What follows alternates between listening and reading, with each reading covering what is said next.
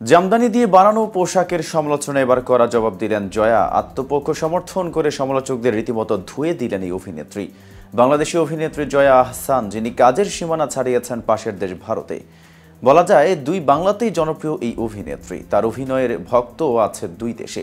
সম্প্রতি ভারতে অনুষ্ঠিত ফিল্মফেয়ার ওটিটি অ্যাওয়ার্ড 2024-এ অংশ নিয়েছেন জয়া। সেই অনুষ্ঠানে ঢাকার ঐতিহ্যবাহী জামদানি শাড়ি দিয়েই তৈরি করা একটি পোশাকে নিজেকে প্রদর্শন করেন তিনি। জানিয়ে সর্বত্রই চলছে তুমুল সমালোচনা। এবার শেষ সমালোচনার কড়া জবাব নিয়ে মুখ খুলেছেন জয়া। কিন্তু সমালোচনার জবাব কি বললেন এই অভিনেত্রী, তা নিয়ে বিস্তারিত থাকছে প্রতিবেদনের বাকি অংশে।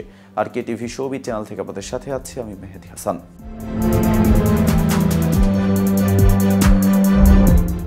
গত রবিবার ভারতের মুম্বাইয়ে অনুষ্ঠিত হয় ফিল্মফেয়ার ওটিটি অ্যাওয়ার্ডসের পঞ্চম আসর। আয়োজনে মোট ৩৯টি পুরস্কার পান তারকারা। বলিউড ও টলিউডের তারকাদের পাশাপাশি অনুষ্ঠানে ছিলেন বাংলাদেশের অভিনেত্রী Jaya Ahsan. Filmfare OTT award 2024-এ তিনি পেয়েছেন বিশেষ পুরস্কারও। এদিন তিনি ঢাকার ঐতিহ্যবাহী জামদানি পরে ভারতের মঞ্চে উঠেছিলেন।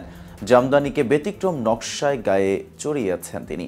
মঙ্গলবার সামাজিক যোগাযোগ মাধ্যমে ফিল্মফেয়ার ওটিটি অ্যাওয়ার্ড 2024-এর কয়েকটি ছবি প্রকাশ করেছেন এই তারকা। সেই ছবি ঘিরে আলোচনা সমালোচনা চলছে। এ নিয়ে মুখ খুলেছেন জয়া। সংবাদ মাধ্যমকে দেওয়া এক সাক্ষাৎকারে তিনি বলেন, আমি দেখেছি অনেকেই এটি নিয়ে কথা বলছেন। আমরা আমাদের ঐতিহ্যবাহী খাবার যদি ফিউশন করে খেতে পারি, যেমন পিঠা বা মাছ তো আমরা ফিউশন করে খাই, তাহলে আমাদের দেশের কস্টিউম কেন ফিউশন করে পরতে পারবো না? কেউ তো দাসখত দেয়নি যে জামদানি এভাবে পরা যাবে না, এভাবে পরা যাবে না। জামদানি যদি স্কার্ট হয়, জ্যাকেট হয়, তাহলে এভাবে পরলে সমস্যা কোথায়? আমরা যত ফিউশন করব তত বাইরের দেশের কাছে উপস্থাপন করতে পারবো, এটার চাহিদা অনেক বেড়ে যাবে। এসব ভেবেই আমি জামদানির এই ফিউশন করেছি। দেখুন, কয়েক বছর আগেও জামদানির এতটা চাহিদা ছিল না, কিন্তু এখন জামদানির এত চাহিদা যে মনে হয় এটা শুধু একটি শাড়ি নয়, এটা অলংকারের মতো। একটা মেয়ে চায় তার ঘরে একটা সুন্দর দামি জামদানি থাকুক। অভিনেত্রী আরও বলেন, এটাই প্রথম নয়, আমি যতটুকু পারি জামদানি মসলিন পরার চেষ্টা করি। এই লুকটারও একটা বিষয় ছিল।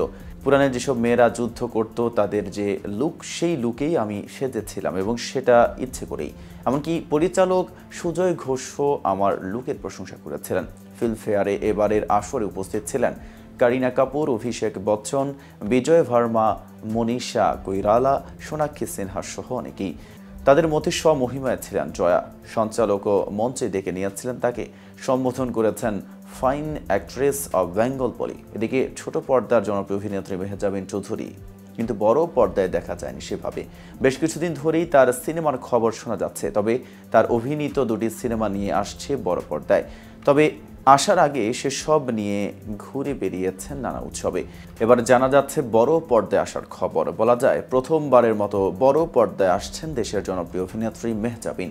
শীঘ্রই মুক্তি পেতে যাচ্ছে তার অভিনীত সিনেমা প্রিয় মালতী। তো ভিউয়ার্স, ভিডিওটি সম্পর্কে আপনাদের কোনো মতামত থাকলে জানাতে পারেন কমেন্ট বক্সে। সাথে নিয়মিত শোবিজ আপডেট পেতে কে টিভি শোবিজের সাথেই থাকুন।